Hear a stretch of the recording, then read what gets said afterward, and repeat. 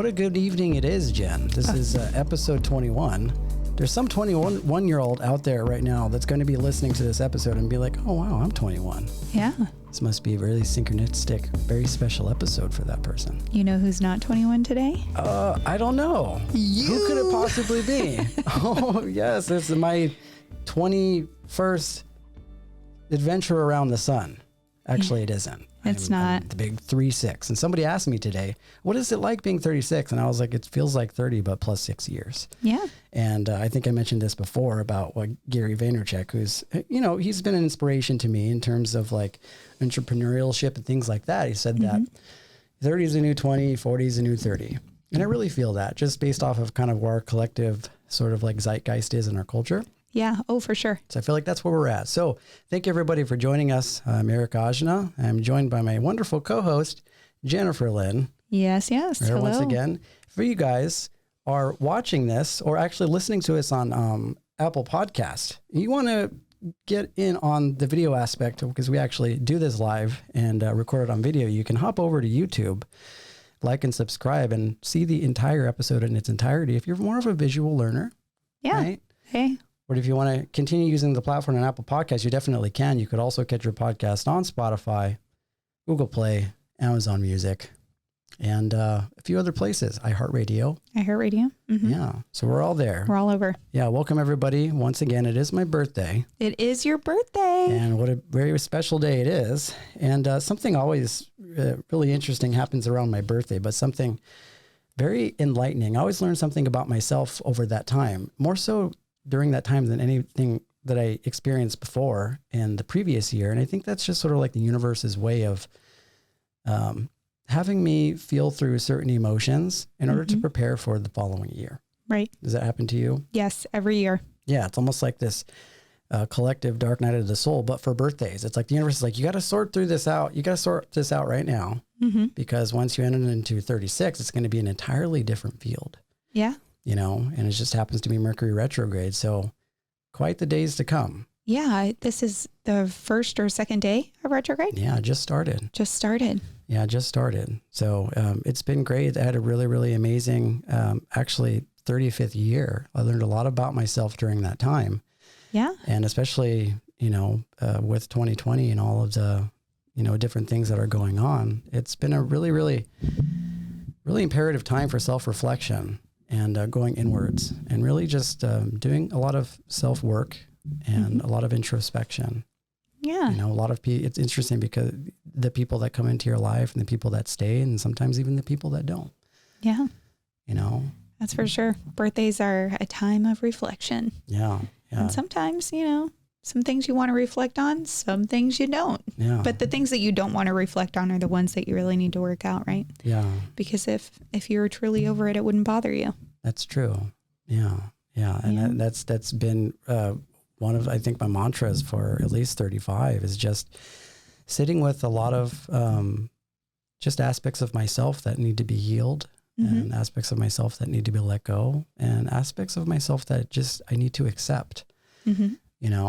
And I guess that we call that maturity and growing. Oh yeah, maturity. Because there's like this thing called being an adult that people are talking about. Yeah, and, I hear it's a thing. I've been hearing all about it since I was a kid, waiting for that, one moment where that comes and you can kind of just sit on top of the mountain and think to yourself, okay, well, I've actually made it. Yeah. But I don't feel like I'm there yet. And you may never feel that way. I was actually talking to my dad about this and he was like, yeah, in my mind, I still feel like I'm the same 18-year-old kid. Like I have the same thought process, the same everything. And he was like, but then I go into the bathroom and I look in the mirror and I'm like, whoa, who's that old guy? Like your body is aging, but your mind, you still feel like the same person. Yeah, it's true. And I was actually having this conversation with somebody just over the weekend about it's interesting how the mind recollects different things, especially like memories, right? You can, especially in my youth, I guess the biggest example I can give is when we would listen to music. Everybody has songs and different albums that they remember from their youth. Because during that time when you're a kid, you don't have anything else to do other than to just sit and listen to music and pretend you're the drummer. Yeah. Something like that. So I remember full-blown albums and songs that really were important to me growing up. But somehow through the process of growing up and you're going through the years of development and learning. You're learning so many different things. And ultimately, at some point, those songs become a thing of the past. So there are songs that you haven't heard for 5-10 years, but they're in there somewhere.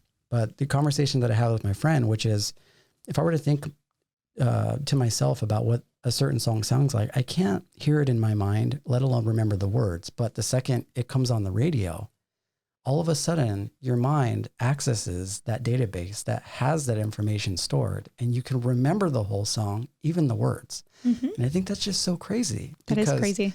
It's almost like the brain has this way of, moving certain things out of the way so that you could, open yourself to new experiences. And so you can remember the things that maybe perhaps matter a little bit more until there's some sort of catalyst or some sort of thing that comes up in your consciousness. And all of a sudden it's like, okay, I'll let you have this. Yeah. And what went from not remembering something goes into a full blown, like, I remember all of the words to that song and I don't even know how that happened. Yeah. Does that happen to you? It happens to me all the time. And I was actually just having a very similar conversation with my friend Shana the other day about what constitutes as classic rock. Like in the 90s, whenever you're in the car and your dad's like got the classic rock station on, dropping you off at school. And, that was a short time before that. Right.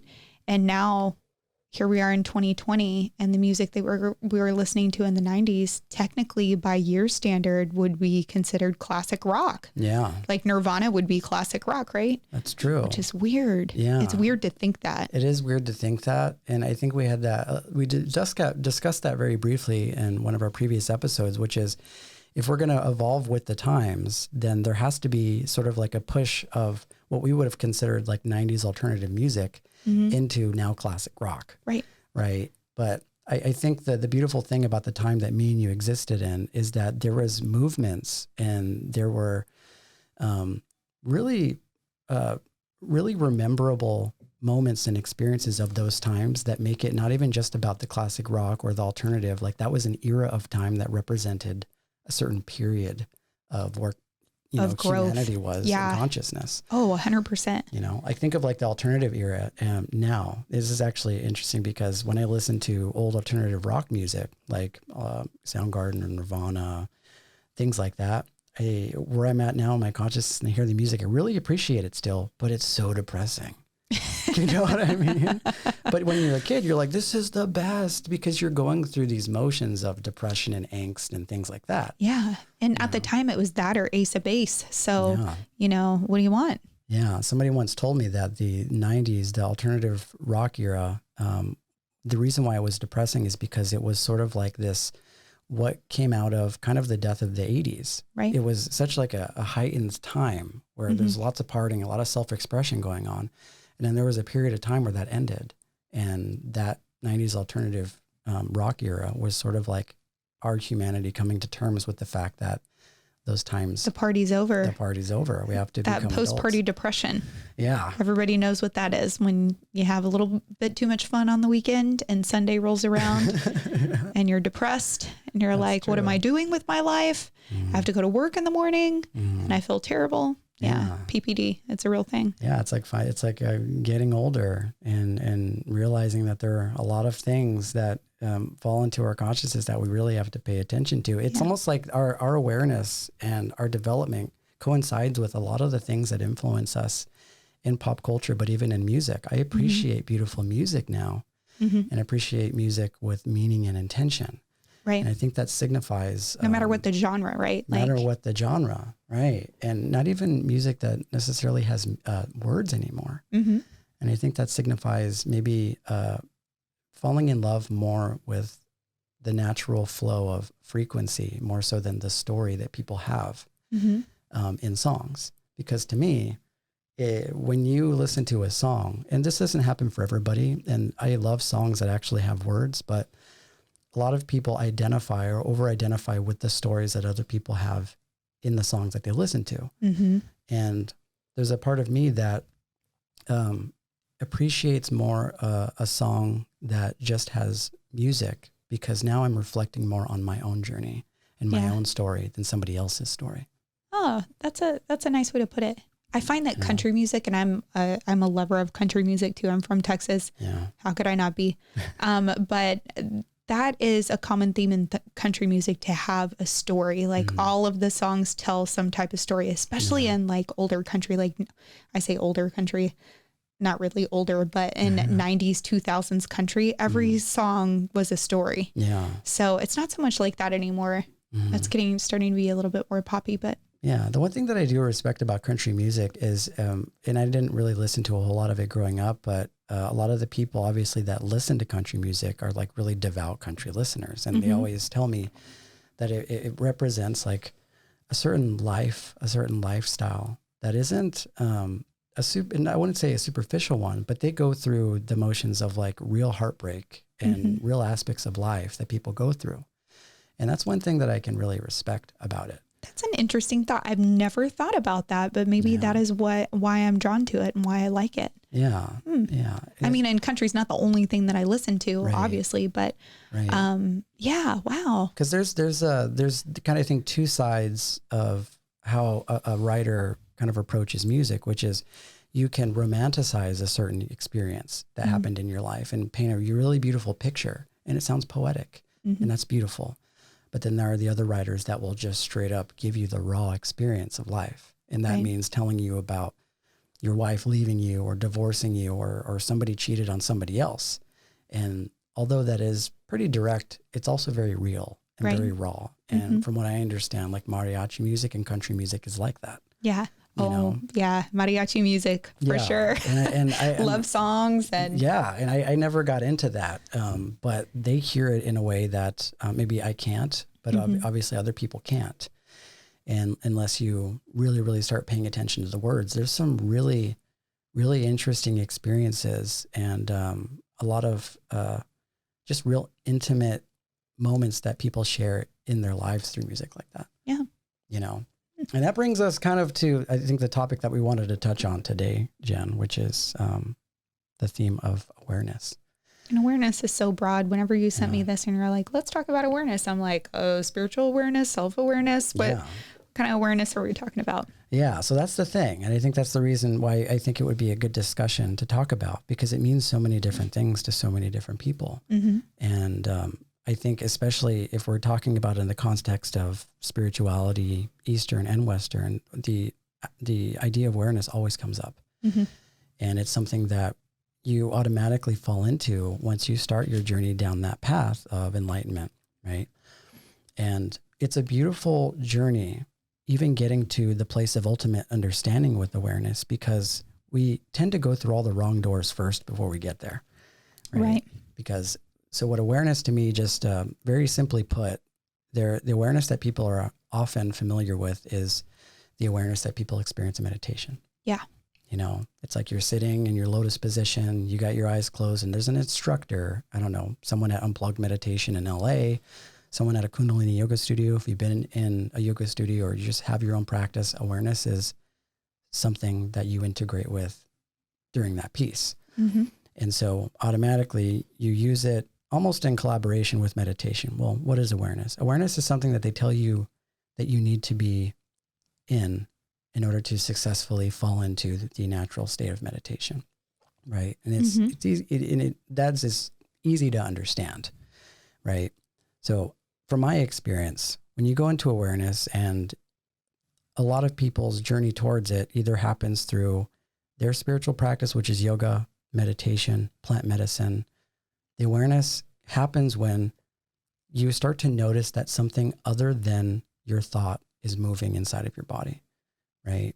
Something other than, you know, the concepts and ideas that you have of life is moving inside of your consciousness. And then they say, well, that's awareness, right? So at least from my experience, once you touch on awareness, there's an initial excitement that comes because you feel like you've touched something sacred. And so it's the ego's sort of, you know, natural process to want to know what it is. So it starts asking questions. Okay. It says, well, what is this? What is awareness? So you start sort of like on this endless search in order to find what this quality is so that you can differentiate the awareness from the person or the ego that sort of witnesses that awareness. So automatically, that's what the ego does. It comes into the field and it starts saying, okay, I'm going to try and play who's boss here. And I'm going to try and define what this is. And that wanting and that need to define is what takes you out of that place. Okay.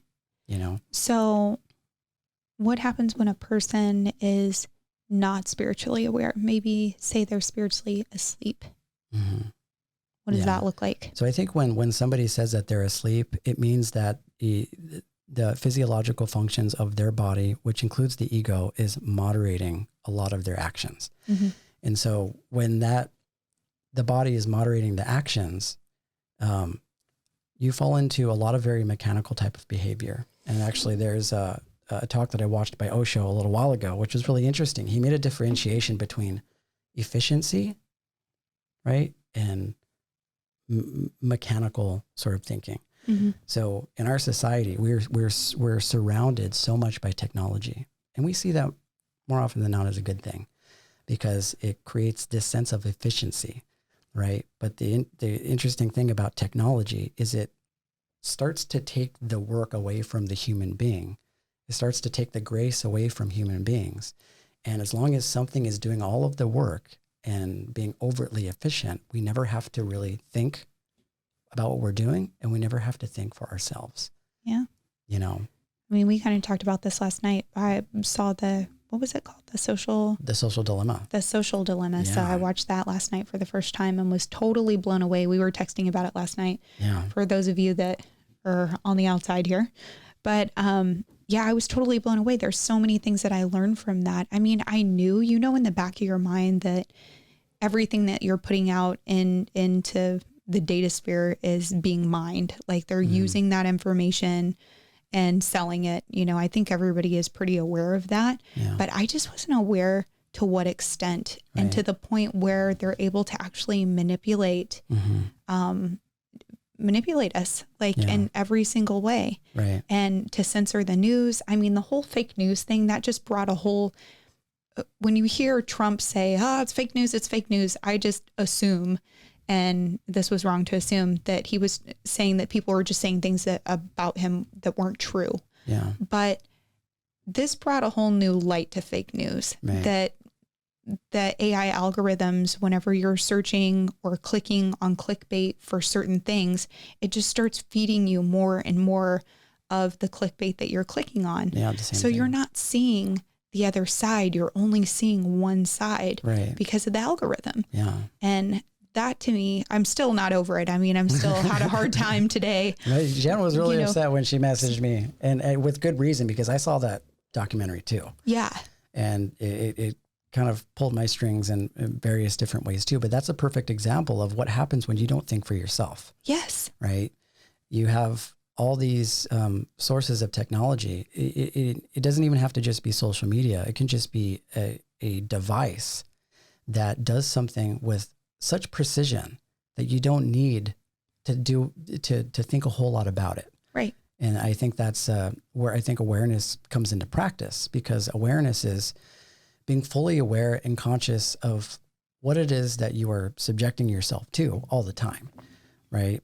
And Osho says that like meditation should be like breathing, right? It should be a quality in you. The part in the very beginning that I missed about awareness is that you think it's like a quality that you can turn off and turn on. What most people don't realize is that the spirit is always in awareness, only we take ourselves out of it by choosing to be ignorant or choosing to be asleep. So speaking to what you're talking about being asleep, it is allowing the body and the mind, the neurochemicals, all of those sensory functions in your body to dictate how you move, like through life. Okay. Right. And that's very limited, because we can become addicted to neurochemicals. We can become addicted to oxytocin. We can become addicted to dopamine. Just like when someone likes you, likes a photo that you have on Instagram, somebody likes that, we can become overly identified with that feeling that we get from getting a new message or a like. Oh. And all of a sudden you have AI moderating your feelings for you. Yeah. Oh my gosh. I just can't get over that. I mean, it's one thing to target the things that I like. And, I like this black pair of boots. Now you're going to send me a bunch of different kinds of black boots. That's one thing. But whenever it's altering your emotions and the way that you think and scripting your news where you're not even able to see like the other side of what's happening, it's crazy to me. I'm still really struggling with that, but that's a whole nother podcast.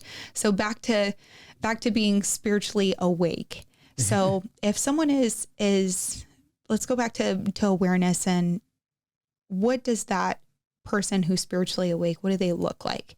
What are some of their habits? What is that? We think of awareness, and this is the interesting thing, because it's so simple that you would think that people would understand the practicality of awareness. But the thing is, I think the ego and kind of how society influences us makes it, the process of awareness or the quality of awareness, a lot more difficult than it needs to be. So it's the fact that people can't accept how simple and subtle awareness is, right? Because awareness, you can think of it as the ground of being. It comes before anything. In Hinduism, they call it Satchit Ananda. It's like a tongue twister. If you say it like 5 times fast, really hard. Yeah. And that is basically when you were born, there's this sense of I before anybody gives you a name. There's this quality of an understanding that you exist in this world, right? And that is just pure consciousness, pure awareness. It's not tethered to any sort of concept or idea. Slowly over time, as your parents start to raise you and society starts to influence you through things like technology, more so now than it was before, you start to lose that sense of I, because it's replaced by the I am Eric, I am Jenn, whatever name that people affiliate you with. And as you grow up, everybody around you influences how you see yourself. And over time, you start to identify how people see you as being who you are. So you start to collect all of these memories, all of these thoughts into this data sphere inside of your mind that gives you this feeling that I am Eric. But when you're conditioned in that for so long, you start to lose the beginningness, the what came before the name, which is the I. So people are like, okay, well, in meditation, well, what is that? Because a lot of people are trying to get to that place, right? They're trying to get to that place of before all of that. Yeah. I just got lost in the sauce on that. I got to be honest. in my mind, and I'm just a much more simple thinker than you are. So in my mind, I think of somebody who's spiritually aware as somebody that is rising above feelings of greed and jealousy and hatred and resentfulness and negativity and all of that. Is that pretty much what you were saying? It is. I think it's just explaining it a different way. It wouldn't be, from my perspective, look at it as a rising above. It would be a subtracting of those things. Okay. Right? The subtracting makes sense. Yeah. Yeah. Okay. Yeah. So it's like that sort of story that because you can never really rise above that stuff. I mean, it's still going to be in your field. Right. And it's just how much of it is going to be in your field. Right. Because when you say rise above, there has to be something to rise above too. Yeah. Right.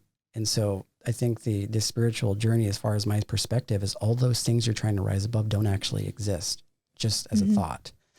So I think in enlightenment, it's really about subtracting all of those things that you think are burdening you, but it's only really the ego that is convincing you that there's a problem. But there isn't a problem. That makes sense. So that makes sense. It's more of like a subtraction. It's like that story I shared of the Buddha when people asked him what he gained from meditation. The gain being, what is he overcoming? Right. What he said is, I didn't gain anything. You're not taking on more stuff. You're actually unloading the truck. Like you are, he said, I didn't gain anything. I can tell you what I lost though. I lost all of my anxieties. I lost all of my troubles. And, there's this story that I remember of a Buddhist monk that was trying to get across a river. And when he was trying to cross the river, he saw a raft. And he used the raft and he took the raft across the river in order to get to the other side. Right. And instead of leaving the raft at the shore, he took the raft with him, carried it on his back, even though he didn't need it anymore. So I think that is the best way to really look at, I think, presence and awareness, which is we hold things a lot longer than we should. Mm-hmm. And while we hold and we start storing these things, they become so heavy. We carry them with us, with not even realizing we don't need it anymore. Right. So the use of the raft was effective once we needed to get over a certain situation. And the most appropriate way, once you've crossed that, is to let go of things you don't need anymore. And I think that awareness is a perfect example of that, because, it's all about not necessarily replacing one practice with another. It's about what Alan Watts calls enlightenment, which is the reevaluation of common sense. You're right. Because makes sense. Because you would think that a lot of people can think logically and rationally, but they don't realize that the logic and the rationality is the reason why they miss it. Yeah. Right. So it's about just a shift in perception, which is realizing that you're not bound, that you are free, and all of the ideas that we are bound and all of the troubles that we have are self-perpetuated, and they don't need to be. Yeah. Absolutely. It's that Cherokee proverb. Do you know the one about the wolf? Oh, what is that one?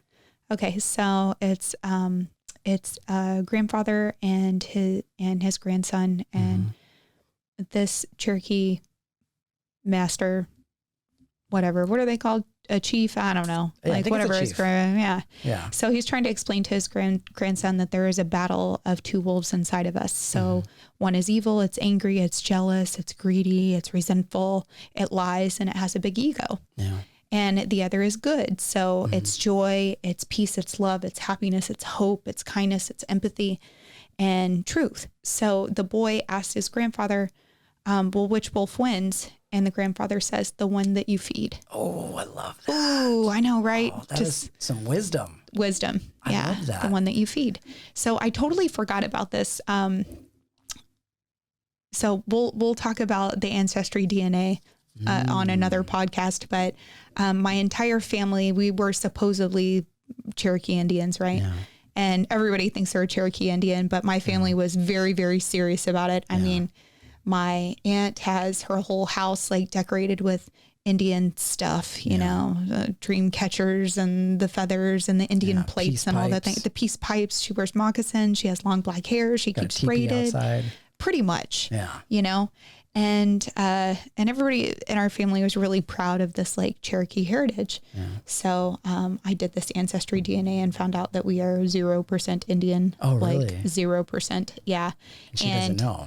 Well, I traced our lineage back and I took my dad's DNA and did this whole thing. And I was going to make this book for Christmas for all of my aunts. My dad has 6 sisters, for all of them, about our, you know, family history and where our Indian lineage came from. And then I found out we weren't Indian at all. So, well, yeah. What were you then? There's all kinds of, we're mutts pretty much. Yeah. So, some Viking blood in there? So no, actually no Viking, mostly German and a little African-American, which is where the Indian thing came from, likely. Yeah. So anyway, yeah. But I heard this proverb as a child, right? Because like I said, you know, very into this Indian culture, right. And I forgot it. Yeah. And this past weekend I was with my, with a couple of girlfriends and we went to Pioneer Town and just stayed the night in Pioneer Town and went and checked out, you know, like the old movie set. And we went to a sound bath at the Integratron. Oh, really? Yeah. Wow. And I was in the bathroom and they had that proverb framed and it was on the wall. Oh, wow. And I was like, oh my gosh, I haven't heard this in forever. So this was just like the perfect time to bring it up because it made me think about that because I saw it this weekend. Anyway. Yeah. And that's an interesting story. I think there's actually a podcast called The One That You Feed or something like that. Mm-hmm. And he had this really cool picture of like a black wolf and then a white wolf. And you're absolutely right. It's like you make the conscious decision to give and nourishment to one of 2 sides that exists inside of us. You're the creator of your destiny. You know, right? You're the creator of your destiny and you have a choice. And that kind of, that understanding is so powerful because it realized that like you were in the driver's seat at all times. You know, And you don't want to give your power away to things that will hurt you and things that will, really, really impact your spirit. You want to give that nourishment and that life to the things that make you feel good. Right.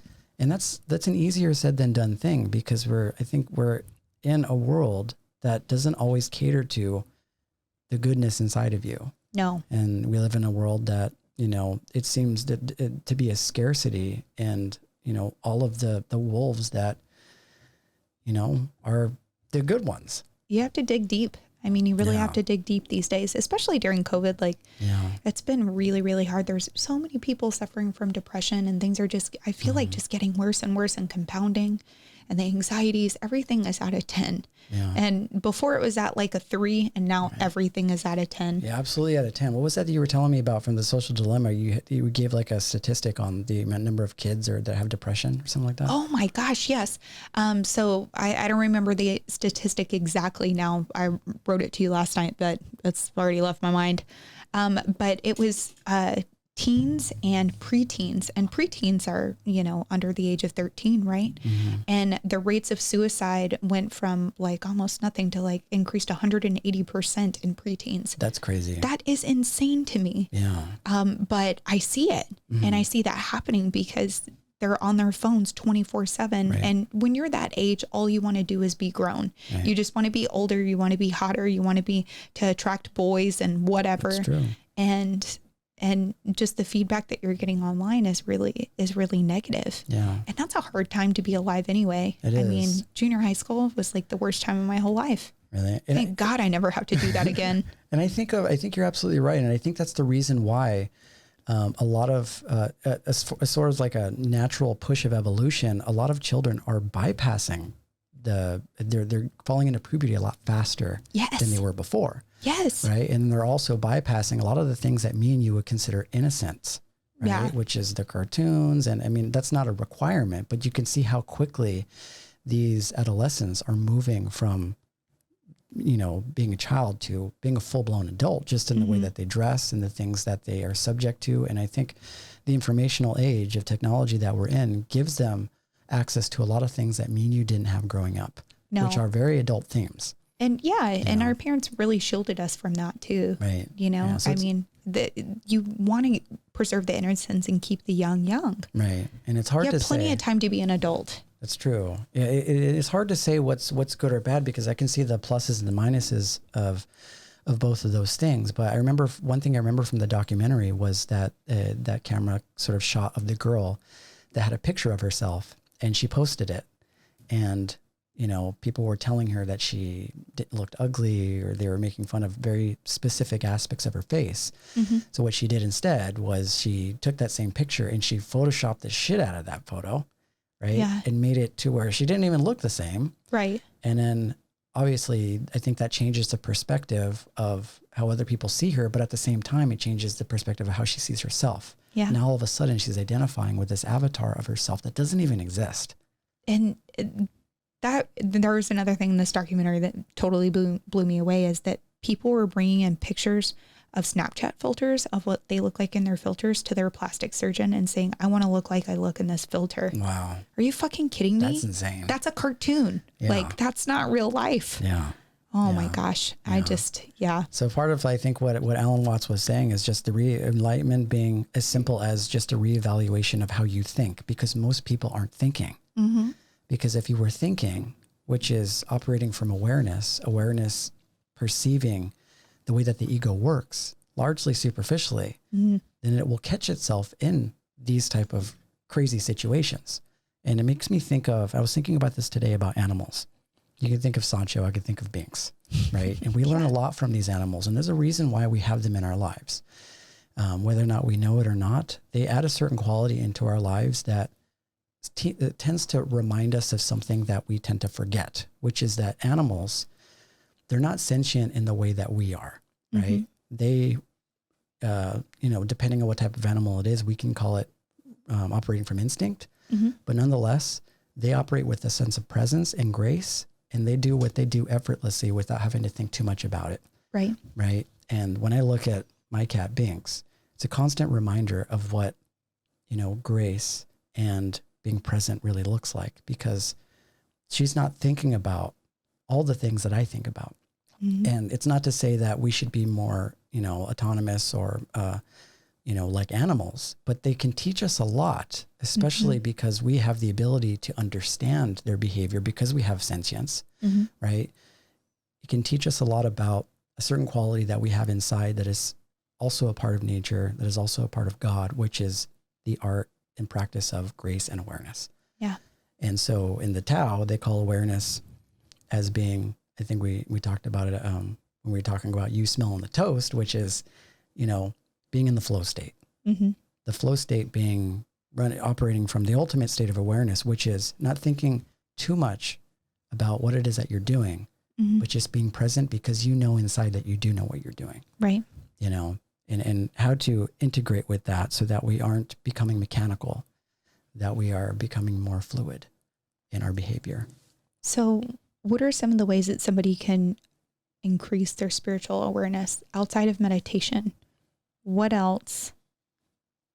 So I think that there's 3 aspects, right? You have the body, you have the mind, and you have the heart. Mm-hmm. And the reason why I think we fall into a lot of chaos is because all 3 of these things are doing completely different things, right? That's like really interesting that you say that, because that is the premise of Joe Dispenza's book, right? Mm-hmm. That book that I just read, The Becoming Supernatural. Oh, really? Yeah.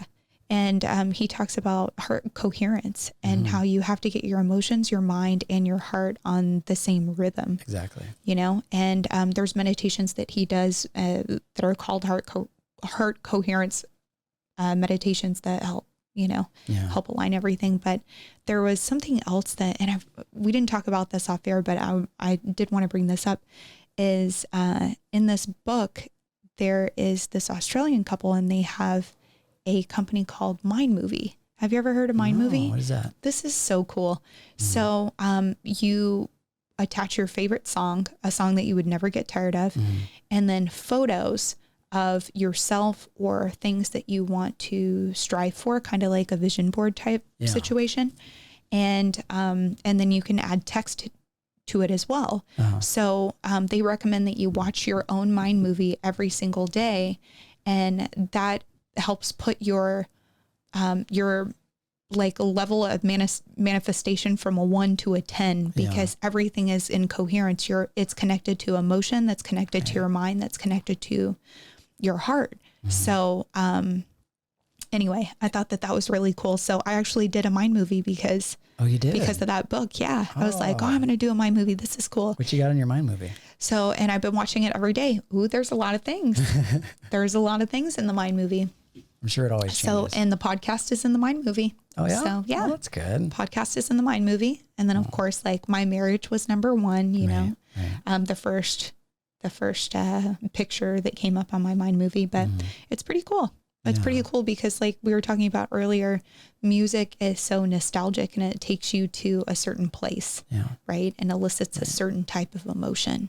And now I chose Loon for my song. Oh, damn. I did. Oh, that's such a good song to I know, choose. it's so good. So yeah. And that was going to be one of your birthday presents, but I was like, I don't know, maybe he already has this. So I got you other shit, but. Oh, I appreciate that. Yeah. Thank you. But it's exactly what I'm talking about. Yeah. That's exactly the same thing. I'm glad that you mentioned that for the listeners, because I think that would be a really great practice, because that ultimately the goal, well, not the goal, but the outcome of that is being more coherent, like you say, being more integrated. Because when I was explaining the body, mind, and heart, the reason why we fall into the chaos is because you have your body subject to all these different type of addictions, all these different things that it wants all the time, while your heart wants peace. It wants love, right? And then your mind is also feeding into a lot of other sort of like, really complicated sort of its own sort of algorithms, right? So you have all this static going on and there's no coherence, there's no balance. So I think a part of meditation, what it's essentially trying to do is it's trying to find balance between all of those. And once you find balance between the mind, body, and heart, then you can be fully present to everything in front of you without falling into things like addiction to social media, or things like porn, or things like, all the things like drugs or illicit things, like things that most people fall victim to by being asleep. I am going to share a personal story from someone, but not going to say their name. But I knew a guy that started to meditate, and it was his New Year's resolution to meditate every single day. And he did. He stuck to it. He was meditating every single day. And I asked him how it was going. I was like, how's your meditation going? Are you still meditating every day? He said, actually, yeah, I am. And you know what I noticed? I said, what? And he was like, I masturbate less. And I was like, wait, what? That wasn't at all what I was expecting to hear.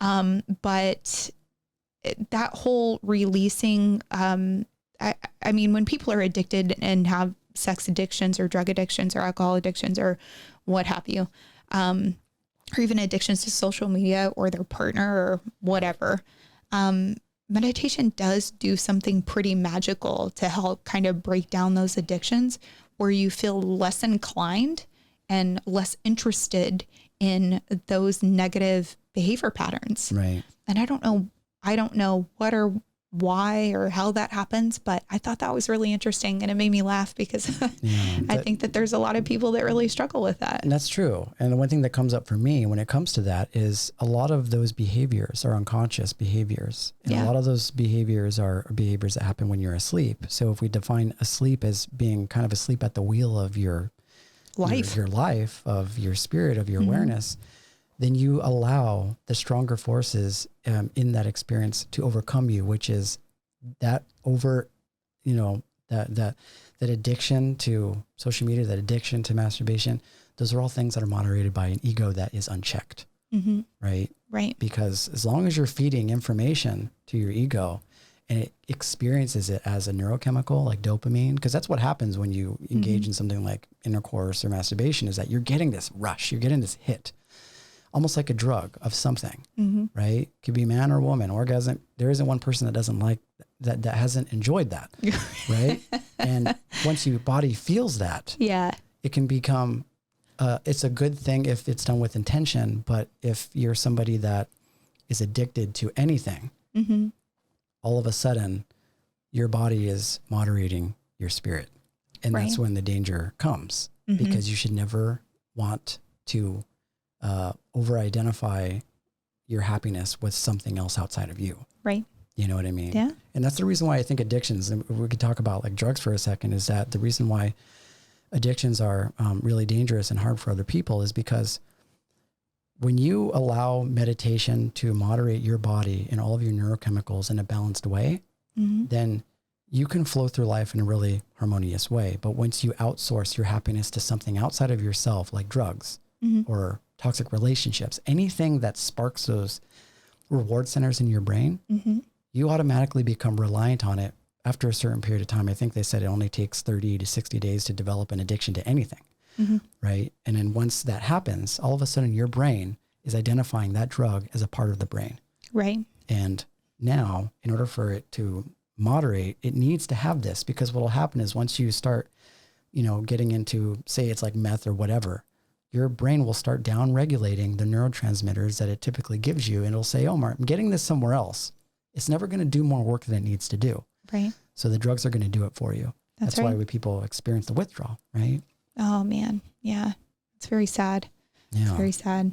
And you've experienced that, I think, being a nurse and seeing different types of people come in for that, right? Yeah. Yeah. And I've had a couple of family members pass away from, pretty serious drug addictions. The opioid crisis is a very real thing, and it's so sad. Yeah. It is so sad.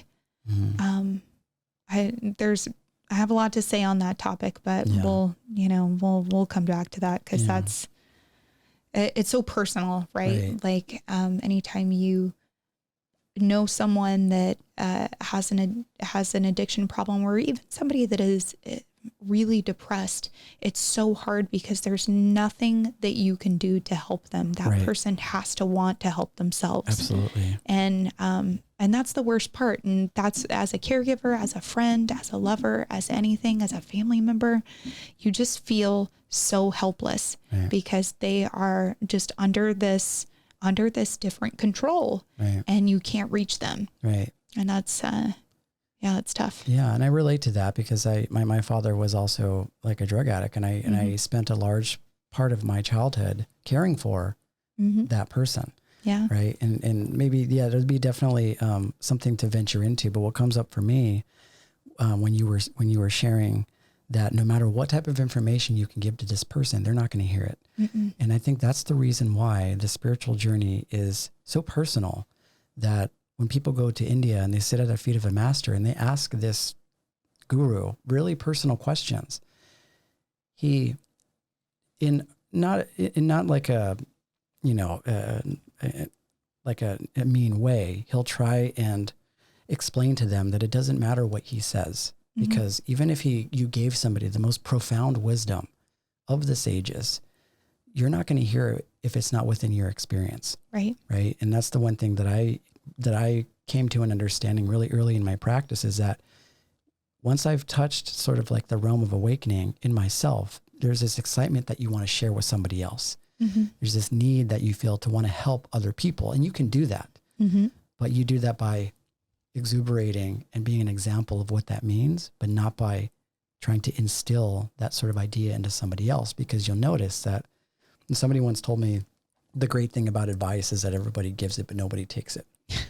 Right. Yeah. And, we could, and I've done this before, where I've given, what I would consider to be really good advice or wisdom to somebody in the realm of relationships or spirituality. And some people are within the realm of awareness to accept it, and that's great.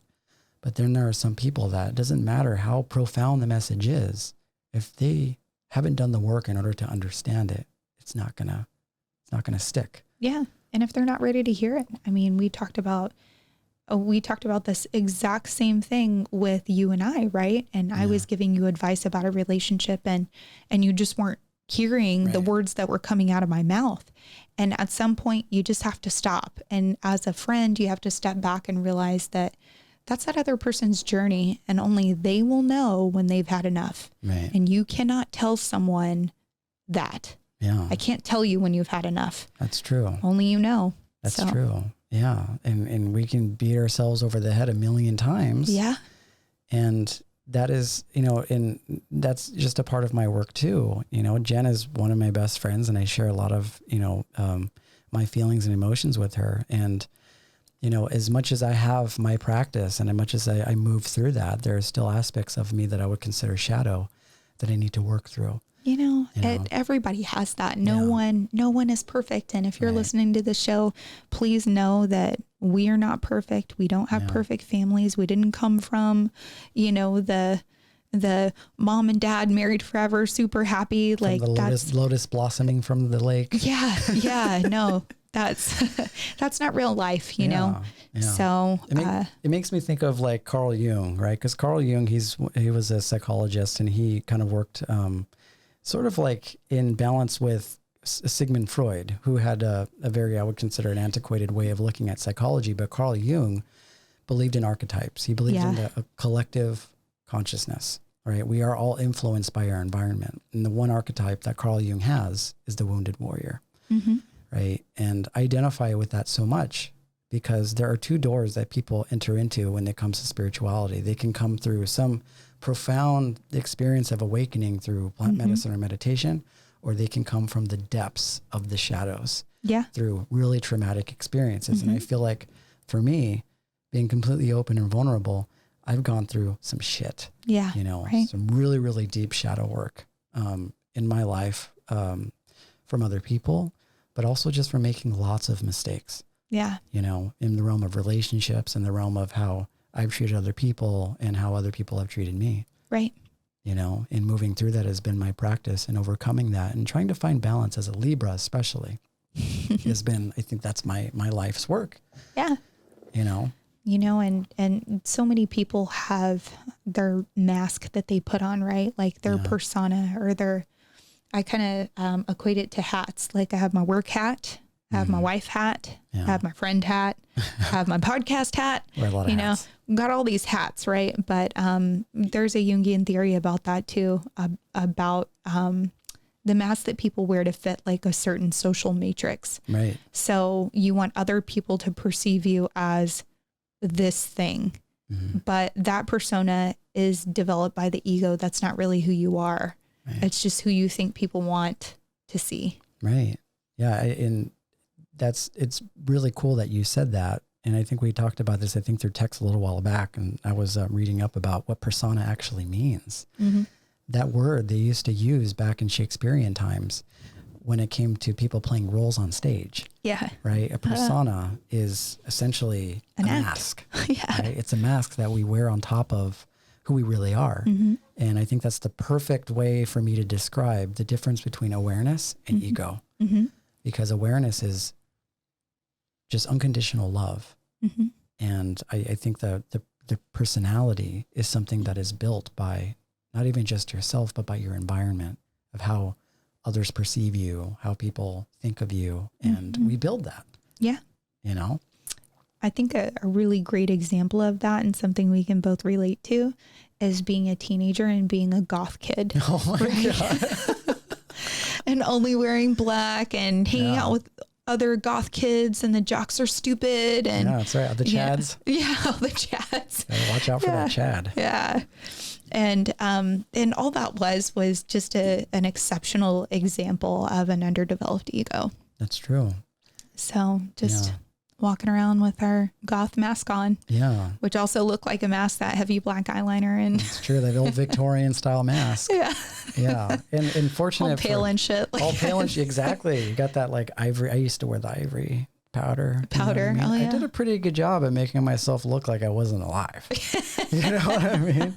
But it's interesting that you mentioned the goth thing, because archetypes, just the same as Carl Jung has his wounded warrior, there are archetypal sort of like avatars that I think even kids fall into, which I think back in the 90s, we considered them stereotypes. Oh, yeah. And you think it's just as simple as being like, well, he's a jock because he likes sports. But each one of these archetypes represent a certain quality of being. Yeah. Right. And when I was a goth kid, that represented a really large introspection, and also this feeling of how to deal with the sadness and pain that I was experiencing from my environment. Right. And that was my way of coping with that. Yeah. You know, and the one thing that I noticed about goth was that there were parts of it that were really beautiful, but there were also very sort of like self-loathing parts of it that made it to where you can never move forward as long as you're stuck here. Right. You know what I mean? Yeah. Did you listen to that music? Like, there was a part of it that was very romantic, but it was overtly romantic. You don't want to overly romanticize depression. Right. You know what I mean? That's exactly what it was. Romanticizing depression. Yeah. Is that what it was like for you when you were a goth kid? No, 100%. Yeah. And I had many phases. I mean, I was a goth kid, and then that kind of, as I got older, transitioned into more like the ska punk rock scene. Oh yeah. I went into that too. And was kind of like the same people, right? And we as we started to grow up, our interests changed. That's true. So it's crazy. I've been in there are people that I wouldn't say I'm the closest friends to, but they were a part of my life back during those goth phases in life. Mm-hmm. And it's crazy because they went from one side of the spectrum of being in that sort of goth subculture to now they're like Reiki healers. Now they're energy workers. Now like they're on the other side of the shadows, kind of fully embracing the light. Right. And that's what I feel like I mean when it comes to, you know, the various doors that we take in order to arrive to that place of peace and awareness. Is you go to a really extreme place when you go into the shadows, and there's like a certain point where I think spirit wakes you up. It could be through a traumatic experience. It could be just getting tired of overtly romanticizing or identifying with a certain type of feeling. And then your spirit's just like, boom, wakes you up. And all of a sudden you're moving in this other new direction that is completely different. Yeah. You know? Absolutely. I was just thinking about my goth friends, and this is funny, but we are all nurses. And I don't know why that thought just occurred to me, but we didn't go into essentially, we're from Texas. It wasn't, it's not really talked about, like New Age spirituality isn't really a thing in the South. I mean, it is probably now, but, when I was young, it certainly wasn't. That was like witchcraft. That was like voodoo, you weren't fucking, nobody was talking about that. Yeah. So, it's funny. We went on a healing journey but in the physical sense as being healers for Western medicine. So I don't know. It's interesting segue. And then here I am.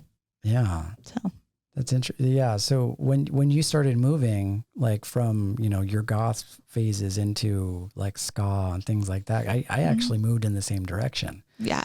I think everybody does. I think that's like their progression. Yeah. It's like the progression. And it makes me think, all those songs represented a certain type of feeling, and goth was a very serious thing. And me moving more into more softer, more beautiful music, I think represented kind of where I was going, which was finally starting to take responsibility over my life. Yeah. And take responsibility over the thoughts that I think and the type of content that I subject myself to on a regular basis. And it takes a lot of strength, I think, for people to go into. But the thing is you never really lose it. I think once you get into spirituality or New Age spirituality, there's this feeling of you that like wants to somehow pretend that those darker aspects don't exist. But the interesting thing is like, you have to accept them because they made you who you are. Right. They're part of that Maslow's hierarchy of basic needs. Like they contributed to your awakening just as much as all the people that made you feel good or all of the practices that enlightened you did. Right. Yeah. And even the bad experiences that I had, like I can recall a terrible experience that I had with religion. And I was not raised by a wealthy family, but we lived in a very affluent area, but I lived on like the poor side of town. So I didn't have the best clothes. I didn't play city sports and do all that stuff because my parents couldn't afford that. So I went to it was like a sleepover, somebody's birthday party, and it was like connected with the church. So then we did like some kind of like church activity. And the mother of the girl that we were staying the night at her house, some money was stolen out of her purse. And they blamed me for it. Whoa, really? Because I was the poor kid that was kind of the outsider. And I'm like, wait, what? And that was my that really stands out in my mind of what Christians look like. Because then that gave me a foundation of where I thought I should be safe. And I'm also not safe here. So it's really interesting how just little things like that can totally turn you off to a whole subset of people. It's true. As a really young person, I think I wasn't older than like 8 years old. So, there's this story that I read a long time ago of God and a homeless person. And it was so profound to me when somebody told me it, because it made so much sense, which is one day God is walking down a street and he walks in front of this church and he sees a homeless guy crying outside on the steps. And so God walks up to this homeless guy and he says, hey, well, why are you crying? And he's like, they won't let me into the church because of how I look. And he's like, it's okay, don't cry. They won't let me into the church either. Oh, right? Ooh, that gave me chills. That is like a perfect example of kind of my experience with spirituality, because I was also, I wasn't a sort of like a fundamentalist, sort of conventional Christian. My family grew up more as Jehovah's Witnesses. And that, that's an entirely different more of a subset cult. of different things, right? Yeah. And there were a lot of limiting things. I couldn't have birthdays, couldn't celebrate Christmas and things like that, which now in retrospect, when I think about it, it was a blessing in disguise, because I don't overly identify, not that people do, but they don't really mean a whole lot to me. Yeah. Right. I can appreciate them. I can respect them when they happen, but you don't know what it's like unless you've experienced something like that. And I've never had this sort of over attachment to things like that.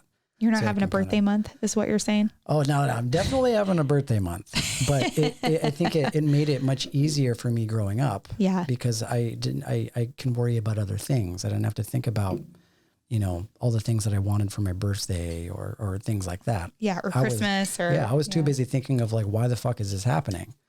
So those questions about like spirituality, like the ones that you're talking about, come into my field and started getting the gears rolling into asking the questions that you're talking about, right? Which is, there's obviously a disconnect here. right? There's a disconnect. And as you're a goth kid, just like you were, I experienced a lot of crazy shit too, because automatically, if they don't understand what it is that you represent, you become this figurehead for everything that's negative. And I'd be in school and I'd be, sort of defined as this sort of black cloud over everybody. Right. But the interesting thing about when my mother would talk to, people like the teachers, they would say like, he's like the nicest person. Yeah. But you guys see him as this crazy monster. Right. Did you go through that? Oh yeah. Yeah, absolutely. But I wasn't as nice as, I wasn't very nice. I was kind of an asshole, to be honest. Yeah. Really. Yeah. I just had a lot of angst and a lot of anger, as a young person. So but I've gotten that all out. I'm much less of an asshole as an adult. Thank God. Yeah. And I think that is like a natural process too. The one thing that was really enlightening for me is once I started reading about Eastern spirituality, but also Jesus's real position in Christianity. Once you pick up something like the Gnostic Gospels, right? They have like the gospel of like Matthew and Mary Magdalene, of like Judas, paints a completely different picture of how we see just regular fundamental Christianity. And Jesus ends up being more like a human being in the sense that he goes through happiness and sadness. But the most profound thing about Jesus's role is that he talked about in the Gnostic Gospels about not needing a sort of conventional type of religion in the way that like people do when it goes to church, right? He talked about, the temple and the kingdom of God is inside of you. And all you have to do is just sit with yourself in meditation in order to access it. That paints a very, very different picture for the Roman Catholics and the people that existed during, the reign of Emperor Constantine, which is, this is an institution, Yeah. And I think now, the era that we're in now, that sort of, age of Aquarius and enlightening, is that I think people are starting to pick up on that shit. Oh, for sure. And babies, like young people, that your story about the homeless man and Jesus made me think of a story with my niece. So we took her to Joel Osteen's church, which is a TV TV church, right? Yeah. In Houston. And it's a beautiful church. And I'm not knocking this church. I mean, I've been there plenty of times, and there is a spirit in the room, and you do feel good when you leave there. Like I will say that. But I thought it was really interesting. She was only like 3 years old, and she was like, "Aunt Jenn, is that God?" And she pointed out a banner that was hanging from the ceiling that was gigantic of Joel Osteen. Yeah. And I said, "No, honey, that's Joel Osteen. That's the preacher." And she was like, "Okay." And then like 5 minutes later, she points out another picture. "Is that God?" And it's another picture of Joel Osteen. And I'm like, "No, honey, that's the preacher. That's not God." And she's like, "Well, why is this picture everywhere?" I was like, hot damn. Yeah. I mean, a little tiny child is like, there's no, I don't see God anywhere. I only see this guy. Right. So I thought that was interesting. Yeah. Yeah. And I read this, this quote the other day. It said, "Do you think God wants your money?" You know what I mean? So it's something that when I think of kind of the theme of what we're talking about, which is awareness, this is ego driving the ship of what should be a spiritual practice and a sacred thing. It's turned into people utilizing it as a way to either find some source of monetary income or to keep people bound to a certain belief that they need this church in order to survive as a human being. Right. And the Christian church kind of burned the furnaces hotter than any other form of religion there is, because they get you into this sort of theology, which is, you have to always constantly be born again as a child. They want to keep you as a child. They never want you to grow up. They never want you to be responsible and accountable for your own actions, because as long as you're a child and as long as you're constantly being reborn as a child, then you will have this sort of, I'm a child and this is the father figure. This is Big Daddy upstairs that I have to, behave. Otherwise, something really bad will happen. Yeah. That is not love. Right. That is that same God that, tells you that if you're good, you'll go to heaven, but if you're bad, he'll sentence you to an eternity in hell. that is not anything that I identify as love, because it's not loving behavior. Right. You know, that's something we talked about too, with mediumship and talking about people who are, you know, in Christian belief, if you commit suicide, you go to hell. Right. Like that's a do not pass go, do not collect $100, you're going straight to hell. That's right. And we talked about what hell really is. Mm-hmm. And it's not fire and brimstone. You're eternally burning, alone and miserable. You know, it's more of you're shackled to reliving those experiences and learning from them and experiencing that pain and, you know, reliving that until you really understand it and you can overcome it. Right. So it's not, I don't know. It's just so sad that people live with that fear their entire life, and it's totally not true. Right. And that like it's not real. This is a nonsensical fear. Right. And that fear is what I think largely governs the Christian church. Right? Yes. And that fear is largely moderated by an instinctual sort of push of adrenaline and cortisol in your body. And it causes you to not think correctly. It causes you to rely on perhaps maybe something else for your salvation. It makes me think of Emanuel Swedenborg. We talked about him before, but he has this thing called the law of correspondence, which said everything in this material plane corresponds with something in the spiritual plane. Mm-hmm. So if you want an idea of what hell feels like, you've probably already felt it before. You've felt it. Yeah. Right. And we've been in, you know, I've been in probably lots of people have been in toxic relationships where you're spiraling in this repetitive pattern of constantly hurting yourself in something that you know is hurting you, but you do it anyways. Mm-hmm. That is what hell feels like. Yeah. It's not ever moving forward. It's not ever passing go. It's not ever collecting $100.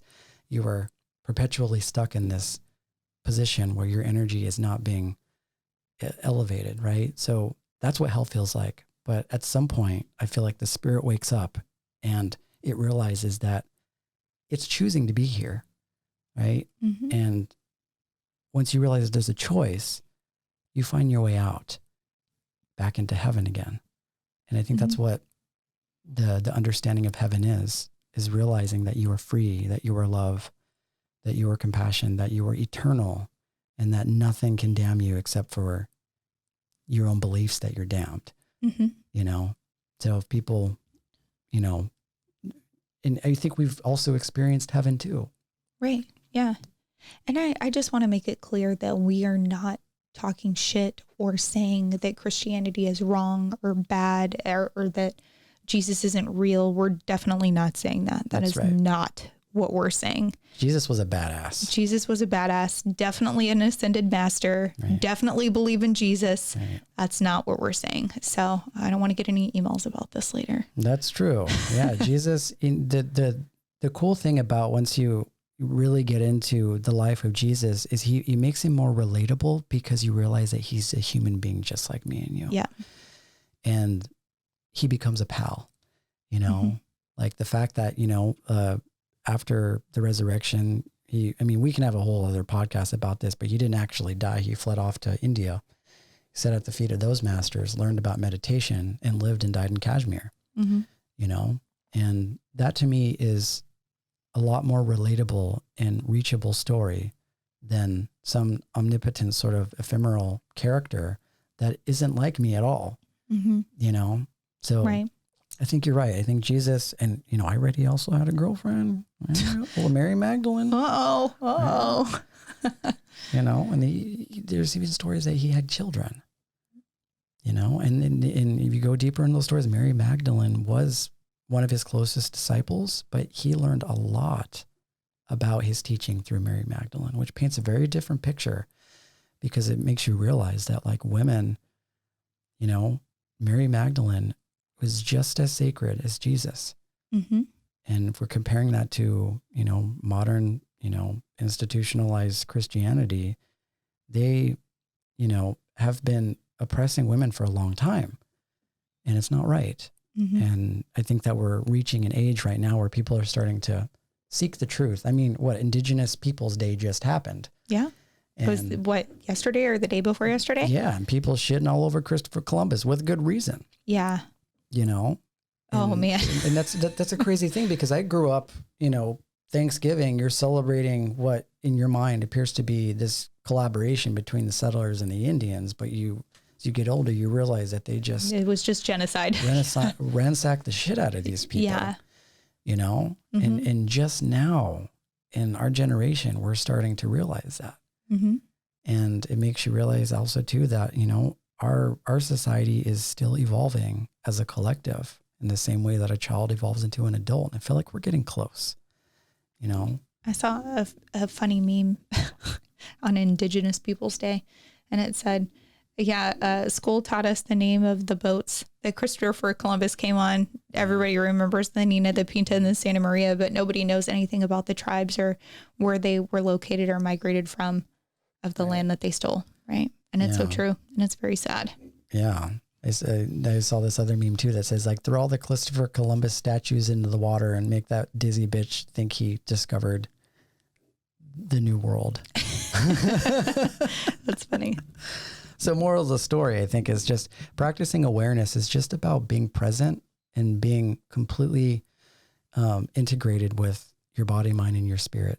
Mm-hmm. And I think the best way to practice that is to start in a really practical way, which is if you're cooking food, just, you know, there's a certain grace that's involved in doing practical things. Mm-hmm. All we need to do in order to learn something, I mean, we can perfect something, but if somebody teaches me how to tie my shoe and I know how to do it, I don't have to think a million times about how I'm doing it, whether or not I'm doing it right, or whether or not I'm good enough to do it. Right. You just do it. So I think it's just about being present and being conscious, actively aware of what you're doing without getting lost in your mind about what's going on in the future or what's going on in the past.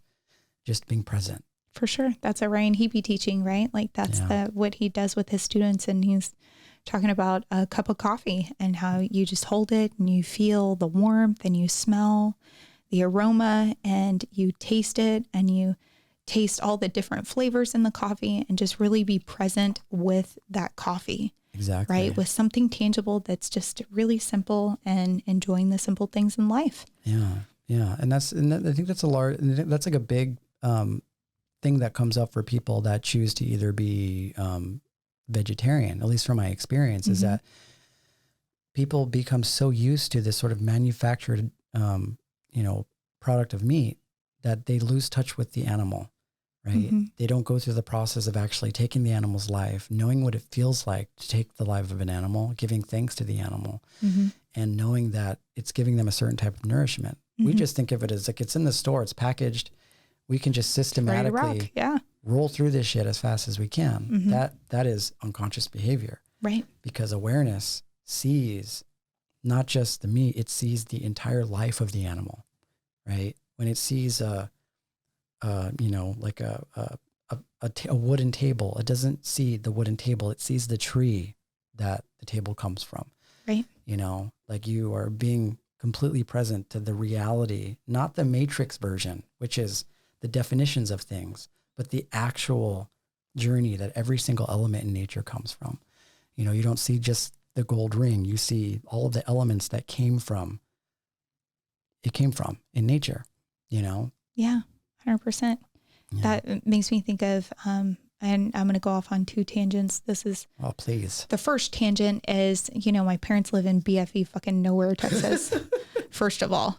In Manville, if any of you have ever heard of that, look it up on a map. There isn't shit out there. And they have a farm farm. I say they don't have a farm. They have farm animals as pets, you know, not that they eat, that they just hang out with. And I was driving the back way to their house and I passed by a farm and it was called Hamsa Farms. And I'm like, Hamsa Farms, what the fuck is that? So I Googled it, looked it up. And it's actually a place where you can buy meat where they do a ceremony for the animals before they're slaughtered. So they, you know, give thanks to the animal. They use every part of the animal, kind of like Native Americans did, you know, use their hide for, you know, shelter or for clothing, and every part of the meat, you know, everything. And I thought that was super cool that stuff like that exists in rural BFE nowhere, Texas. I was shocked. You know, but that shit's out there. If you're in Manville, Texas, look it up. Yeah. So first thing, and then my second tangent was about what What did you just say? What were we just talking about? We were talking about like, being conscious and being aware of the reality of things and not the sort of 3D matrix of things. The Matrix. Yeah. That quote from the fucking Social Dilemma last night. I'm still hung up on that. You got to watch it. If you haven't seen it, it's on Netflix. Watch it. It's really good. Yeah. And they were talking about, we may be, you and I in our almost 40s, right? Mm-hmm. Maybe the last generation that still sees the Matrix, right? Yeah. Like the kids growing up now, they're in the Matrix. They have no idea what's real and what's not. That's true. Because they're growing up in the Matrix. Yeah. And we grew up in a time where the Matrix was forming and we were able to kind of see the difference. That's true. Yeah. That's fucking crazy. It is crazy. It's like in that interview with Joe Rogan when he was talking about Neuralink and Elon Musk is like, we're already... Mind blown, dude. Mind blown. We're already an artificial intelligence symbiote, right? We're basically cyborgs. Right. We think that our phones are separate from us, but they are extensions of who we are. They are. Right? And me and you, I think that we can make a differentiation because we came from a generation that didn't have them. We didn't have it. But yeah. I've been in rooms. We know what it's like and how to live without them. Yeah. And I've been in rooms with families that have kids and these kids are sitting with tablets and they're just absorbed completely in it. And when you take it away from them, they get super pissed. Yeah. So it's like these artificially intelligent sort of these technologies are, and I'm not shitting on them because we use them, but it's just about balance and it's about being conscious and aware of what you're doing so that you know who you are apart from these technologies. Everything in life is about balance. Everything in life is about balance because I don't want to say that any of these things are bad. A lot of the polarities that exist, the polarization of Earth is designed specifically so that we could accelerate a process of growth. And that doesn't always look pretty, like it doesn't always look pretty and it doesn't have to look pretty because if you think about any journey that somebody goes through, the most beautiful, most graceful sort of bouts of enlightenment come from the shittiest parts of that experience. For sure. You can't have the rainbow without the rain. That's right. Can't have a rainbow without the rain. So just be aware, practice awareness, be alert. Instead of, when you see the sunset, don't look at the sun and say that is the sunset because you're speaking from all of your experiences of what a sunset looks like. Just look at the sun. Put your damn phone down and look at the sun. Put your damn phone down. Don't take any photos and just be one in with that experience. You know what I mean? Yeah. Be present. Be present in that shit. Yeah. Be present in that shit. Yeah. Yeah. That was... Well, happy birthday, my friend. Oh, thank you, Jen. Oh, thank you, Jen. Yay. Thank you, Jen. Why don't you close this out? Well, I wanted to ask you what your best birthday gift was that you've ever received in your lifetime, but we don't have time for that. So maybe next time. Ever received in my lifetime? Yeah. Oh, that is such a complex question because I didn't have birthdays growing up. I know. So the way that crazy. I see birthdays now is just this celebration of life and just being appreciative for the people that are in my life. So when I think of birthdays in present tense, I think of everything that I have to be grateful for. I have to be grateful for you, this podcast, everybody that's listening, my family and my friends that have always been by my side. And that to me is what matters. Not necessarily the things that I receive, but the love that I receive from those people. Oh, that's beautiful. But I can share with you, something that I've gotten for my birthday. Maybe another time. Maybe another time. But yeah, that's what it is. Thank you for joining this wonderful new year around the sun with me. And thank you, Jen. Yes, of course. Thank you to all that are listening. If you are on YouTube, like and subscribe. Stay up to date on our most recent podcast episodes. We also have the audio on Google Play, Spotify, Amazon Music, iHeartRadio, and Apple Podcast. Yeah. And if you're so inclined, send us an email about what you would like us to talk about. We're happy. We love to have new topics. So send it on. Send it on. Until then, namaste, friends. Namaste.